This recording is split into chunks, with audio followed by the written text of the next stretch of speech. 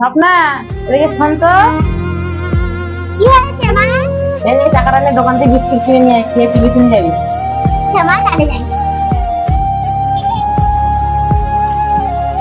এবার নি শোন। কি হয়েছে বুড়ি ঠাকুমা?